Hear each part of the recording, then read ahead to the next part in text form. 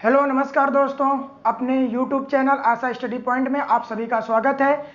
आज हम बताने वाले हैं नंबर सिस्टम के सेकंड पार्ट में संख्याओं के बारे में, संख्याओं के प्रकार के बारे में। अब हम आप देखेंगे यहाँ पर प्राकृतिक संख्या, पूर्ण संख्या, पूर्णांक संख्या, इन सब के बारे में मैं एक एक करके बताता हूं और देखेंगे आप इनका प्रयोग किस प्रकार और कैसे कहां पर करते हैं। ठीक है, तो आइए देखते हैं। प्राकृतिक संख्या, नेचुरल नंबर। नेचुरल नंबर किसे कहते हैं? तो देखेंगे यहां पर वह संख्या जो एक से स्टार्ट की जाती है और अनंत तक लिखी जाती है और यह संख्या हमेशा पॉजिटिव होती है, उसे प्राकृतिक संख्या कहते हैं। आप यहां पे देख सकते हैं 1 2 3 4 5 डॉट डॉट इनफाइनाइट। ध्यान रखेंगे ये संख्याएं सदैव धनात्मक होती हैं, सदैव धनात्मक होती हैं। ठीक है, सबसे छोटी प्राकृतिक संख्या, सबसे छोटी प्राकृतिक संख्या 1 होती है। ठीक है, अब आइए पूर्ण संख्या के बारे में समझते हैं। पूर्ण संख्या क्या होती है? जब भारत में जीरो की खोज 498 ईस्वी में आर्यभट्ट के द्वारा की गई तो पूर्ण संख्या बनी।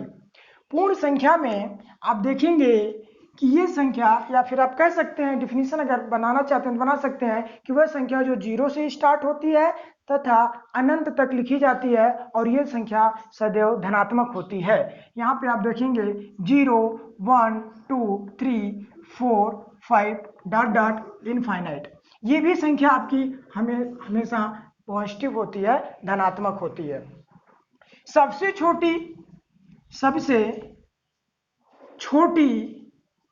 पूर्ण संख्या 0 होती है। ठीक है, अब आ जाइए हम आपको बताते हैं पूर्णांक के बारे में। पूर्णांक क्या होता है? देखेंगे यहाँ पे धनात्मक, ऋणात्मक तथा 0 ये तीनों मिलकर के पूर्णांक बनती हैं। धनात्मक संख्याएं और ऋणात्मक संख्याएं तथा 0 ये तीनों मिलकर के पूर्णांक बनती हैं। तो यहां पर आप देखेंगे पूर्णांक के बारे में, जिसको हम इंग्लिश में इंटीजर नंबर कहते हैं। ठीक है, तो आइए यहां पे देखते हैं जो संख्या आपकी क्या हो, पॉजिटिव हो और निगेटिव हो तथा 0, ये तीनों मिलकर के पूर्णांक बनाती हैं। तो इनको मैं आपको संख्या रेखा पे बताऊंगा तो ज्यादा बेटर होगा। ठीक है, तो मैं इसको संख्या रेखा पे बताता हूं, देख लीजिए। ये आपकी रही संख्या रेखा, बीच में आपका 0 होगा, दाहिनी तरफ ये पॉजिटिव और बाईं तरफ ये निगेटिव। ठीक है, यहां दाहिनी तरफ की संख्याएं आपकी पॉजिटिव होती हैं 1 2 3 4 डॉट डॉट इनफाइनाइट, और बाईं तरफ की संख्याएं आपकी निगेटिव होती हैं। ये आपकी -1, -2 और -3 डॉट डॉट इनफाइनाइट। ये माइनस का हो जाएगा और ये आपका प्लस का हो जाएगा। और ये पूर्णांक इंटीजर नंबर दो प्रकार के होते हैं। आप कह सकते हैं यहां पर पॉजिटिव इंटीजर और निगेटिव इंटीजर, जिसको हम कैपिटल आई से रिप्रेजेंट करते हैं। ये आपका हो जाएगा धन पूर्णांक, जिसको हम इस प्रकार रिप्रेजेंट करेंगे, और ये संख्याएं आपकी बड़े ब्रैकेट में लिखी जाती हैं 1 2 3 4 5 6 डॉट डॉट इनफाइनाइट। ठीक है, और दूसरी जो होगी आपकी वो होगी ऋण पूर्णांक। ऋण पूर्णांक संख्या कह सकते हैं, और इसको इस तरीके से रिप्रेजेंट करेंगे। ये भी आपकी बड़े ब्रैकेट में -1 -2 -3 -4 -5 डॉट डॉट इनफाइनाइट। ठीक है, ये दो प्रकार का आपका पूर्णांक होता है और एक आपका इसमें 0 होता है। 0 ना तो ऋणात्मक होता है और ना ही वो धनात्मक होता है। ठीक है, अब आ जाइए अगली संख्या, सम संख्या के बारे में। ये बहुत ही इंपॉर्टेंट है आपका। सम संख्या किसे कहते हैं? Even number. वह संख्या जो 2 से विभाजित हो जाए, वह संख्या जो 2 से विभाजित हो जाए उसे सम संख्या कहते हैं। यहां पे आप देख लेंगे, वह संख्या जो 2 से विभाजित हो जाए। ठीक है, देखेंगे यहां पर एग्जाम्पल 2, 4, 6, 8, 10, इस तरीके से संख्याएं आपकी बढ़ती जाएंगी। ठीक है, और एक चीज इसमें है, ये जो संख्या होती है, नोट बना करके लिख सकते हैं, ये 2n के फॉर्म में होती है। ठीक है, अब आ जाइए विषम संख्या के बारे में समझते हैं। विषम संख्या किसे कहते हैं? तो वह संख्या जो 2 से विभाजित ना हो, जो 2 से विभाजित ना हो उसे आप क्या कहोगे? विषम संख्या कहेंगे। जैसे एग्जाम्पल आपका यहां पे मैं बता दे रहा हूं, 3 हो गया, 5 हो गया, 7 हो गया, 9 हो गया, 15 हो गया, ये 2 से विभाजित, ये 15। ठीक है, इसको हम 1 से भी कर सकते हैं। ठीक है ना, कोई दिक्कत नहीं है आपकी। 1, 3, 5, 7, 9 और 15, इसी प्रकार की संख्याएं आपकी बढ़ती जाती हैं। इसको हम देखेंगे, नोट बना लीजिएगा, इसको हम 2n+1 के फॉर्म में लिखते हैं। ये दो चीज आप थोड़ा सा इस पे ध्यान देंगे, ये 2n के फॉर्म में होगी, ये 2n+1 के फॉर्म में होगी। अब इसके बारे में मैं बताता हूं कैसे। देखिए, अगर मैं यहाँ पे n का मतलब कोई भी संख्या ले लूं और 2 से मल्टीप्लाई कराऊं तो वो क्या बनेगी? वो हमेशा सम संख्या बनेगी। और अगर यहाँ पे मैं कोई संख्या ले लूं, यहाँ पे चलिए मैं यहाँ पे थोड़ा सा आप लोगों को बता देता हूं, 2 इंटू मान के चलिए हमने क्या ले लिया? 1 ले लिया, 1 से हमने मल्टीप्लाई कराया और +1, तो ये आपका कितना हो जाएगा? 2 + 1 = 3। देखिए ये आपकी क्या बन गई? विषम संख्या बन गई। ठीक है, उसी प्रकार हम सम संख्या की अगर बात करें तो यहां पर यदि आप कोई भी संख्या लेते हैं, जैसे मान लीजिए ये 2 है और आपने कहा कि नहीं सर मैं 4 लेता हूं, बिल्कुल आप ले सकते हैं 4, 4 2 आपका कितना होता है? 8। ये देखिए आपकी क्या बन गई? सम संख्या बन गई। अब आते हैं दूसरी संख्या के बारे में, आपको बताते हैं। अब आ जाइए भाज्य संख्या, कंपोजिट नंबर किसे कहते हैं? ठीक है, ये भी बहुत इंपॉर्टेंट आपका है। वह चलिए कंपोजिट नंबर के बारे में बताते हैं। भाज्य संख्या वह संख्या जिसको एक और स्वयं के अलावा और भी संख्या विभाजित कर दे, वो संख्या आपकी क्या कहलाती है? भाज्य संख्या कहलाती है। ठीक है, तो अब आपको मैं बताता हूं, यहाँ पे भाज्य संख्या मैं डिफिनीशन लिख दे रहा हूं। वह संख्या जो एक और स्वयं के अलावा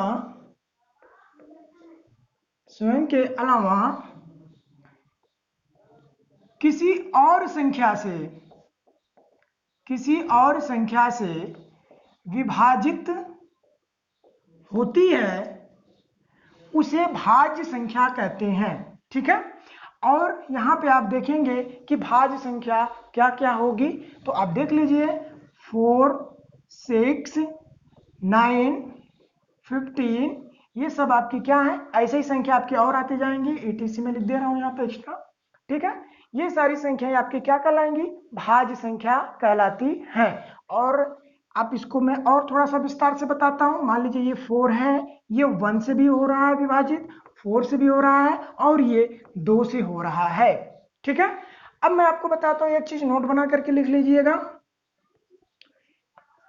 कि सबसे छोटी भाज्य संख्या 4 होती है।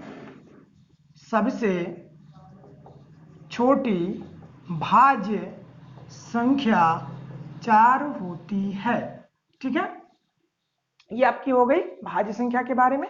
अब मैं आप चर्चा करेंगे अभाज्य संख्या के बारे में। अभाज्य संख्या, और या तो कहीं कहीं आपको ये ऋण संख्या भी बोलता है और इंग्लिश में इसको प्राइम नंबर बोलते हैं। ठीक है, अब आते हैं अभाज्य संख्या किसे कहते हैं? तो वह संख्या जो एक और स्वयं के अलावा किसी संख्या से विभाजित ना हो। फिर से समझेंगे यहाँ पे कि वह संख्या जो एक और स्वयं के अलावा किसी और संख्या से विभाजित ना हो, ठीक है, उसे हम अभाज्य संख्या प्राइम नंबर बोलते हैं। ठीक है, अब एग्जाम्पल देख लेंगे यहां पर क्या होगा। तो एग्जाम्पल यहां पे हो जाएगा 2, 3, 5, 7, 86 एक्स्ट्रा आदि। ठीक है, इसी प्रकार ये आपकी क्या है, अभाज्य संख्या है। ठीक है, क्वेश्चन उठता है आपका कि सबसे छोटी अभाज्य संख्या या फिर सबसे छोटी सम अभाज्य संख्या कौन सी होती है। तो आप यहां पर लिखेंगे सबसे छोटी सम अभाज्य संख्या 2 होती है। ठीक है, अब आप कहेंगे कैसे 2 होती है, तो मैं आपको यहां पे बताने का प्रयास करता हूं। देखेंगे ये आपकी 2 है। हमने अभी डिफिनेशन में बताया है कि वह संख्या जो एक और स्वयं के अलावा किसी और संख्या से विभाजित ना हो, वही संख्या आपकी क्या कहलाती है, अभाज्य संख्या कहलाती है। तो यहाँ पे आप देखेंगे 2 जो है 1 से तो विभाजित हो रहा है, 2 से भी हो जा रहा है, लेकिन और किसी भी संख्या से विभाजित नहीं हो रहा है, इसीलिए ये आपका क्या हो गया, अभाज्य संख्या हो गई है। ठीक है, दूसरा नोट आप यहाँ पे बना सकते हैं। कभी कभी आपसे पूछ देता है, क्वेश्चन बना देता है कि एक अंक की सबसे छोटी और सबसे बड़ी संख्या का गुणनफल बताइए। या फिर आपसे क्वेश्चन ये भी बता सकता है कि एक अंक की सबसे छोटी तथा 2 अंक की सबसे बड़ी अभाज्य संख्या। ठीक है, तो वो आप बना सकते हैं। मैं अभी आपको विस्तार से बताता हूं कि 1 से लेकर के 100 के बीच में कितनी अभाज्य संख्याएं होती हैं। तो आप लिख सकते हैं कि 1 से 100 के बीच में 25 अभाज्य संख्या होती है। ठीक है, 1 से 100 के बीच में 25 अभाज्य संख्या होती हैं। आइए मैं उसको विस्तार से बताता हूं कि 1 और 10 के बीच में कितनी होंगी, 11 से 20 के बीच में कितनी होंगी, फिर 21 से 30 के बीच में कितनी होंगी। ये मैं आपको क्रम से बताता हूं और ये क्वेश्चन बहुत ही आता है यहां से। ठीक है, तो यहां पे आप लिखेंगे 1 से 10 के बीच में। तो 1 से 10 के बीच में आप देखेंगे तो आपका 2 हो गया, 3 हो गया, 5 हो गया, 7 हो गया, टोटल 4 संख्याएं होती हैं। ठीक है, अब इसके बाद 11 से 20 के बीच में देखेंगे तो अब आपका यहाँ पे 11 हो गया, 13 हो गया, 17 हो गया, 19, ये भी टोटल 4 संख्याएं होती हैं। ठीक है, फिर इसके बाद 21 से 30 के बीच में यदि हम देखते हैं तो कितनी संख्याएं हो जाएंगी। तो आप देखेंगे यहाँ पे 23 हो जाएगी आपकी, 24 नहीं होगी, 25 नहीं होगी और 26 नहीं होगी, ना तो 27 होगी, ना 28 होगी, 29 हो जाएगी आपकी। तो ये आपकी हो जाएगी यहाँ पे 29 से टोटल 2 संख्याएं होती हैं। फिर आइए देखते हैं यहाँ पे 31 से 40 के बीच में। ठीक है, तो 31 से लेके 40 के बीच में आपका 31 हो जाएगी, 32 नहीं होगी, 33 नहीं होगी, 34 नहीं होगी, 35 नहीं होगी, 36 नहीं, 37 हो जाएगी आपकी। ठीक है, ये आपकी हो गई 37। फिर टोटल हो गई 2 संख्याएं। फिर इसके बाद आपकी हो जाती है 41 से लेकर के 50 के बीच में। 41 से लेकर के 50 के बीच में, इसमें हम देखेंगे कि कितनी संख्याएं होंगी। तो ये आपका हो जाएगा 41 होगा, 43 होगा। ठीक है, और उसके बाद ना 44 होगा, ना 45 होगा, ना 46 होगा। अब आपका होता है यहाँ पे एक 47 गण। ठीक है, और ये टोटल 3 संख्याएं होती हैं। ठीक है, अब आते हैं 51 से 60 के बीच में। 60 के बीच में, ठीक है ना, इसमें हम देखेंगे तो इसमें आप क्या 51 तो नहीं होगा, 52 नहीं होगा, 53 होगा। ठीक है, और आपका हो जाएगा 59। ठीक है, ये टोटल आपकी हो जाएंगी 2 संख्याएं। ठीक है, अब इसके बाद हम देखते हैं यहां से 61 से और 70 के बीच में कि कितनी संख्याएं होंगी। तो 61 से लेकर के 70 के बीच में देख लीजिएगा, आपका 61 हो गया, 62 नहीं होगा, 63 64 भी नहीं होगा, 65 भी नहीं होगा, 66 नहीं होगा, 67 हो जाएगा आपका। ठीक है, और इसके बाद आपका 69 नहीं होगा और 70। ठीक, टोटल 2 संख्याएं होती हैं। ठीक है, अब इसके बाद हम देखते हैं यहाँ से 71 से 80 के बीच में। ठीक है ना, तो 71 से 80 के बीच में हम देखेंगे तो कितनी संख्या हो जाएंगी आपकी, 71, 71, 72 नहीं होगा, 73 आप देखेंगे तो 73 भी नहीं हो, 73 हो जाएगा आपका। ठीक है, 74, 75, 76, 77, 78, 79। ठीक है, तो ये आपका ये 79 हो जाएगा। टोटल 3 संख्याएं हो जाएंगी। ठीक है, इसके बाद मैं आपको बताता हूं 81 से लेकर के 90 के बीच में, 90 के बीच में। ठीक है, तो 81 से 90 के बीच में आप देख करके बताएंगे कि कितनी संख्याएं हो जाएंगी। तो ये आपकी हो जाएगी 83। ठीक है, और एक आपकी हो जाएगी 89। टोटल 2 संख्याएं होती हैं। अब इसके बाद आपका आता है 91 से लेकर के 100 के बीच में। 91 से लेकर के 100 के बीच में यदि हम देखते हैं तो कितनी संख्याएं हो जाएंगी, सिर्फ एक संख्या होती है, वो आपकी होती है 97। टोटल संख्या आपकी हो जाती है 1। अब जरा हम चेक करते हैं, अभी हमने बताया था कि 1 से लेकर के 100 के बीच में 25 टोटल संख्याएं अभाज्य संख्याएं होती हैं, तो क्या वो 25 है या नहीं है, तो आप यहाँ पे चेक कर सकते हैं। अगर आप जोड़ना चाहते हैं, इन सबको जोड़ लेते हैं तो भी 25 आ जाएगा। और वैसे मैं चेक कर दे रहा हूँ, 1 2 3 4 5 6 7 8 9 10 11 12 13 14 15 16 17 18 19 20 21 22 23 24 25। तो आप देख रहे हैं यहाँ पे टोटल 25 संख्याएं आ रही हैं। और ये आपके लिए बहुत ही अच्छा होगा कि आसान हो जाएगा किसी भी क्वेश्चन को सॉल्व करने में। जैसे क्वेश्चन मैं आपसे मैं पूछना चाहता हूं या फिर आप बताएंगे, अगर आप इसको पहले स्क्रीनशॉट लेना चाहते हैं तो बिल्कुल ले सकते हैं। ठीक है, ये संख्याएं आपकी हैं और क्वेश्चन जो यहां से उठता है वो क्वेश्चन ये होता है, देखेंगे कि एक अंक की सबसे छोटी तथा 2 अंक की सबसे बड़ी अभाज्य संख्या का गुणनफल। क्वेश्चन क्या आ जाएगा आपका, एक अंक की सबसे छोटी तथा 2 अंक की सबसे बड़ी संख्या का अभाज्य संख्या का, सबसे बड़ी अभाज्य संख्या का गुणनफल। ठीक है, ये आपका क्वेश्चन रहा। तो मैंने अभी बताया है कि एक अंक की सबसे छोटी जो होती है वो 2 होती है और 2 अंक की सबसे बड़ी जो होगी वो आपकी 97 होती है। तो यहाँ पे हम गुणा करा देंगे 97। ठीक है ना, 2 से 14 आपका हो जाएगा और दोनों 18 1 19 194। ठीक है, ये आपका क्वेश्चन बना और इसी प्रकार क्वेश्चन आपसे पूछता है। ठीक है, और भी मैं अभाज्य संख्याओं के बारे में बताता हूं, ध्यान रखेंगे। जो अभाज्य संख्याएं होती हैं वो सिर्फ अभाज्य संख्या से ही विभाजित होती हैं और वो किसी भी संख्या से विभाजित नहीं होंगी। तो आप यहाँ पे नोट बना करके लिख सकते हैं कि अभाज्य संख्या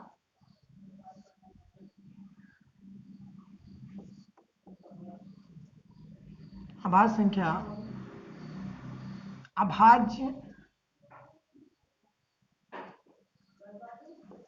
से ही विभाजित होगी। ठीक है, विभाजित होगी। ठीक है, क्लियर हुआ। अब इसके बाद आपको आता है कभी कभी चेक करने के लिए कि ये संख्या भाज्य है या अभाज्य है। इसके बारे में मैं थोड़ा सा आपके लिए बताता हूं कि उसको हम कैसे पकड़ पाएंगे कि ये संख्या भाज्य है या अभाज्य है। ठीक है, तो आइए उसको देखते हैं। अब हेडिंग बनाएंगे, लिखेंगे अभाज्य संख्या पहचानना। अभाज्य संख्या पहचानना। ठीक है ना, तो इसके लिए मैं आपको बताता हूं P square greater than in equal to, इसको n कर दीजिए। ठीक है ना, एन स्क्वायर और ये आपका पी, पी से क्या हो जाएगा आपका यहाँ पे प्राइम नंबर अभाज्य संख्या, मैं लिख दे रहा हूं यहाँ पे अभाज्य संख्या।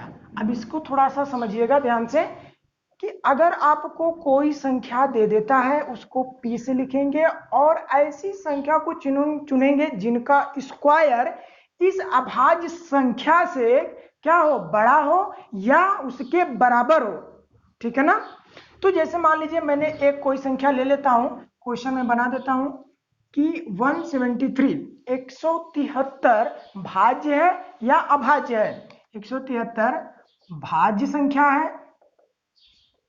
है या अभाज्य संख्या है, अभाज्य संख्या है, ठीक है। तो अब आप यहां पे क्या करेंगे, ऐसी संख्या लेंगे, ठीक है, जो क्या हो, इससे बड़ी हो, ठीक है ना।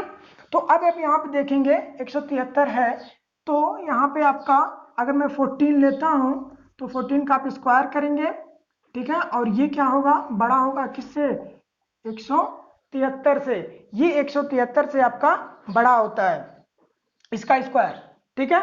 अब हमें क्या करना है, अब हमें ये करना है कि मैं 2 से लेकर के 14 के बीच, मतलब आपका 2 से 14 के बीच अभाज्य, जितनी भी अभाज्य संख्या हैं, ठीक है, अभाज्य संख्या है, उसी से 173 को विभाजित करते हैं। अगर ये विभाजित हो जाती है, ठीक है ना, विभाजित करते हैं, अगर ये विभाजित हो जाती है तो भाज्य संख्या हो गई। यदि ये विभाजित नहीं होती है तो ये आपकी क्या कहलाएगी, अभाज्य संख्या कहलाएगी, ठीक है। तो अब आप ये देखेंगे कि 2, क्या ये 2 से विभाजित हो रही है, नहीं हो रही है। फिर आप यहाँ पे देखेंगे 3, क्या ये 3 से विभाजित हो रही है, नहीं हो रही है। फिर आप यहाँ पे देखेंगे 5, क्या ये 5 से विभाजित हो रही है, नहीं हो रही है। फिर आप 7, इसी क्रम से हम देखते चलते हैं, आपका 7 हो गया, फिर 11 हो गया, फिर आपका क्या हो गया, 13 हो गया। तो ये किसी भी संख्या से विभाजित नहीं हो रही है, इसलिए ये कौन सी संख्या हो गई, ये आपकी अभाज्य संख्या है, ठीक है ना। 173 आपकी क्या है, अभाज्य संख्या है। कोई भी संख्या देता है हम इस प्रकार इसको चेक कर लेते हैं, ठीक है दोस्तों। अगर आपको कोई भी समस्या होती है तो आप वीडियो को या तो पीछे करके एक बार समझ सकते हैं, ठीक है। अब आते हैं सअभाज्य संख्या किसे कहते हैं। तो सअभाज्य संख्या के बारे में समझेंगे कि वह संख्या, या फिर आप कह सकते हैं वह युग्म संख्या, ठीक है, क्योंकि ये संख्या पेयर में होती है या एक साथ 2 करके आती है ये, तो हम यहाँ पे लिखेंगे सअभाज्य संख्या के बारे में, ठीक है ना।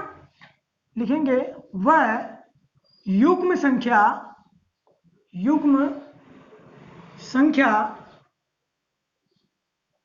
जिनका HCF 1 होता है, वह संख्या आपकी क्या कहलाएगी, सअभाज्य संख्या कहलाएगी। आप यहां पे लिख सकते हैं सअभाज्य संख्या कहलाएगी, ठीक है ना, यह सअभाज्य संख्या कहलाएगी। ये संख्या का जो प्रयोग होगा वो आपके LCM HCF में बहुत ज्यादा होता है, और भी हर जगह होता है इसका, और यहाँ से क्वेश्चन भी आते हैं, देखेंगे इसका एग्जाम्पल क्या होगा, ठीक है ना। सअभाज्य संख्या का, तो सअभाज्य संख्या आपका 2 और 3, इनका HCF कितना हो रहा है, 1 हो रहा है। और भी संख्याएं आपकी हैं, अगर मैं कहूँ 16 और ये 19, तो ये आपकी क्या है, ये भी आपकी सअभाज्य संख्या है, ठीक है ना। तो और मैं एग्जांपल लिख देता हूं यहाँ पे 97, 99 और आपका 101, ठीक ना, 101। तो ये आपकी क्या हो जाएंगी, ये सब सअभाज्य संख्या कहलाएंगी, ठीक है। अब आ जाते हैं आपके परिमेय संख्या, रेशनल नंबर के बारे में, ठीक है। रेशनल नंबर किसे कहते हैं, और आपको मैं बताता हूं रेशनल नंबर, परिमेय संख्या कि वह संख्या जिनको मैं P/Q के रूप में लिख पाऊं वो संख्या परिमेय संख्या कहलाती है। बट जो इसका हर होगा, Q होगा नॉट इक्वल टू 0, ये 0 नहीं होना चाहिए, ठीक है, तभी ये संख्या आपकी क्या कहलाएगी, परिमेय संख्या कहलाएगी। अदरवाइज ये क्या हो जाएगी, अपरिमेय संख्या में कन्वर्ट हो जाएगी अगर वो जीरो हो जाता है तो। और इसके बारे में मैं अभी थोड़ा सा विस्तार में बताता हूं, जैसे कि आपको पेपर में एग्जाम में कोई भी प्रॉब्लम ना हो। तो देखिएगा यहाँ पर परिमेय संख्या के बारे में, वह संख्या, ठीक है, वह संख्या जिसको P बाई Q के रूप में लिखा जाए, ठीक है, परंतु Q not equal to zero, ये आपका जो Q है ना, ये जो जीरो के बराबर नहीं होना चाहिए। अब आप कहोगे क्यों, इसके बारे में मैं अभी बताता हूं, ठीक है ना।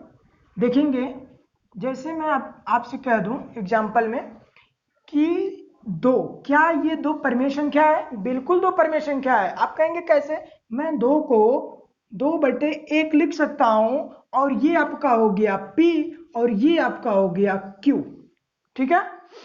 अब P तो 2 है और Q भी क्या है, 1 है, तो Q तो जीरो हुआ नहीं, इसलिए संख्या क्या बन गई आपकी, परिमेय संख्या हो गई। और एक चीज मैं आपको बताता हूं, अगर अब मैं आपसे कह दूं 3/0, तो 3/0 क्या ये परिमेय संख्या है, तो ये परिमेय संख्या नहीं है। आप कहेंगे कैसे, क्योंकि अगर मैं 3/0 की वैल्यू निकालूंगा तो ये आपकी ये इनफाइनाइट आ जाएगी, इसकी वैल्यू को हम डिफाइन नहीं कर पाएंगे, ठीक है। अब एक चीज और मैं बताता हूं, ठीक है, कि जिन संख्याओं का रूट्स निकल जाए, जिनका रूट से निकल जाए, अर्थात वर्गमूल, घनमूल, चतुर्थमूल, पंचमूल, ये अगर निकल जाता है तो भी वो संख्या क्या होती है, परिमेय संख्या होती है। नोट बना करके आप यहाँ पे लिख सकते हैं, ठीक है ना। जिन संख्याओं का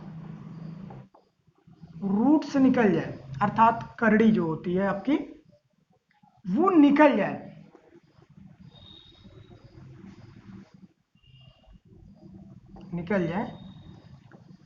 तो वह परिमेय संख्या होती है, तो वह परिमेय संख्या होती है, ठीक है ना। तो वो क्या होगी आपकी, परिमेय संख्या होगी। जैसे एग्जांपल में दे दूं आपको, √4, ये आपकी क्या है, परिमेय संख्या, इसका रूट निकल जाएगा, आ जाएगा 2/1 करेंगे, आपकी क्या बन जाएगी, ये परिमेय संख्या हो जाएगी। अगर मैं आपसे यहाँ पे कह दूं √9, क्या ये परिमेय संख्या है या अपरिमेय संख्या है, तो भी आप बताएंगे ये परिमेय संख्या है। कैसे, देखेंगे कि इसका अगर हम रूट निकालें, सॉरी यहाँ पे आपका हो जाएगा 27, ठीक है ना। अगर मैं इसका रूट निकालूंगा तो क्या हो जाएगा 3, ठीक है ना। तो ये आपकी क्या है, परिमेय संख्या हो जाएगी। क्लियर हुआ। और भी मैं एक चीज बताता हूं ताकि आपको परिमेय संख्या में कोई भी कंफ्यूजन ना हो, ठीक है। और भी यहाँ पे मैं एग्जांपल थोड़ा सा बढ़ा देता हूँ, 22/7 भी इसको कर सकते हैं, बहुत से हैं आपके, ठीक है। अगर एक चीज मैं आपको बता दूं, आप कहेंगे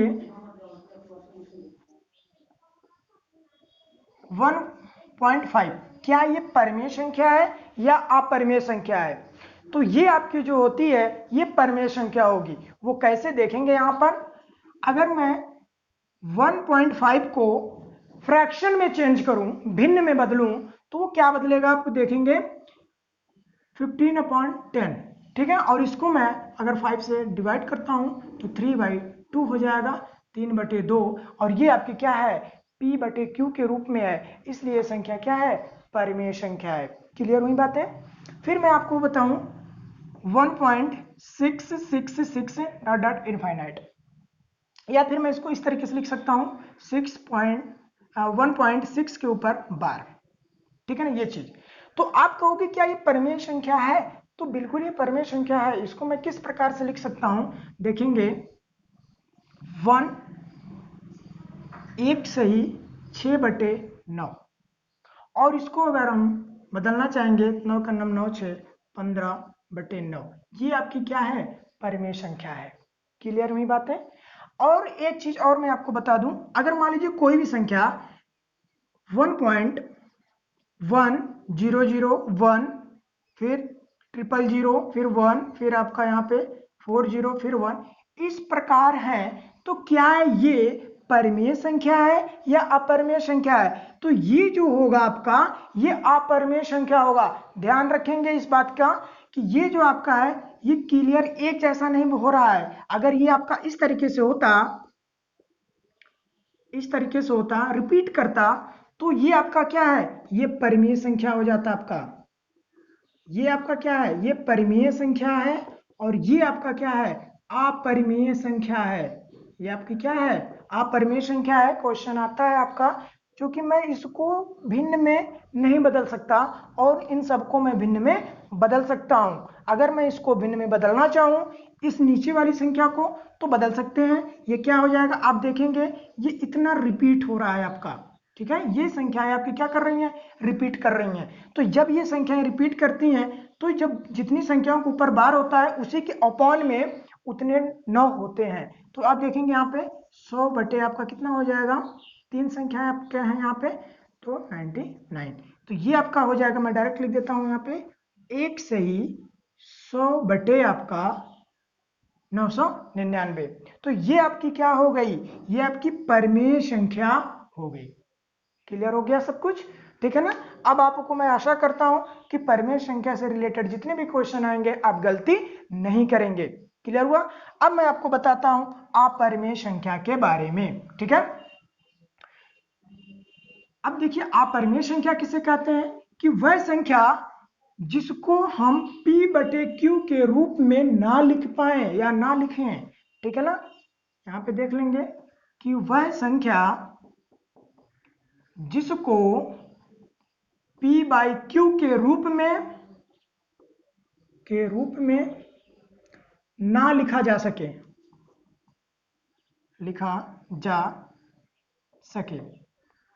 ठीक है।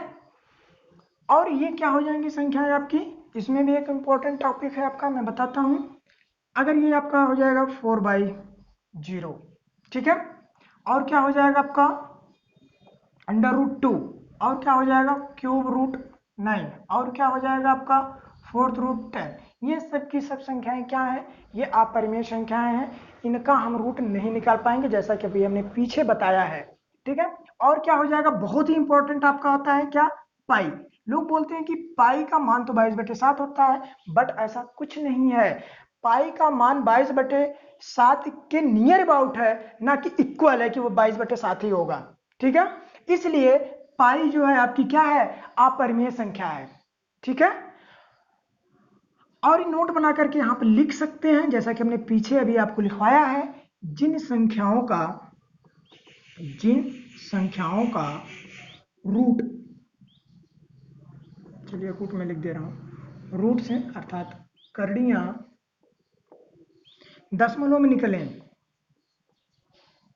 ठीक है ना, दशमलव में हूं और वह अनंत में हूं, ठीक है ना। जैसे अगर आज आपका रूट निकल रहा हो 1.213, फिर आपका यहाँ पे 2 आया, फिर 4 आ गया, फिर 2 आया, 5 आ गया, तो ये एक जैसा नहीं बन रहा है, ठीक ना। इस प्रकार यदि आपका रूट निकलता है तो ये आपका क्या है, अपरिमेय संख्या होती है। क्लियर हुई बातें। और अगर आपसे अपरिमेय संख्या के बारे में क्वेश्चन अगर उठाए, ठीक है ना, अगर एक दो क्वेश्चन भी मैं करा दे रहा हूं यहाँ पे, जैसे आपसे कभी कभी कह देता है कि इसमें परिमेय संख्या कौन सी है या अपरिमेय संख्या कौन सी है, तो ऑप्शन देता है। तो ऑप्शन में हमने आपको जितने भी चीजें बताई हैं वही आपका, उसी को अगर याद रखते हैं तो ऑप्शन आप गलती नहीं कर पाएंगे, ठीक है दोस्तों। तो आज के लिए बस इतना ही। हमने आपको 10 प्रकार के नंबर्स बताए हैं, यहाँ पे देख लेंगे कि प्राकृतिक संख्या किसे कहते हैं वो हमने बताया, पूर्ण संख्या, पूर्णांक, सम संख्या, विषम संख्या, भाज्य संख्या, भाज्य, सहभाज्य और परिमेय अपरिमेय संख्या हमने आपको बताया है। अगर आपको और भी कोई डाउट होता है तो आप बताएंगे, ठीक है ना। हाँ, ध्यान रखेंगे, अगर आपको इससे रिलेटेड हमने कुछ पिछले वीडियो में भी बना चुका हूं, अगर वहां पे आप जा करके देख सकते हैं। और आगे भी मैं इस संख्याओं के बारे में बताऊंगा आगे, जैसे आपकी वास्तविक संख्या हो गई, ठीक है, और सम्मिश्र संख्या हो गई, संपूर्ण संख्या हो गई। इन संख्याओं के बारे में और भी संख्याएं हमारे पास हैं, उनके बारे में भी मैं बताऊंगा, क्वेश्चन कराऊंगा, ठीक है ना। तो आज के लिए बस इतना ही। जय हिंद, वंदे मातरम।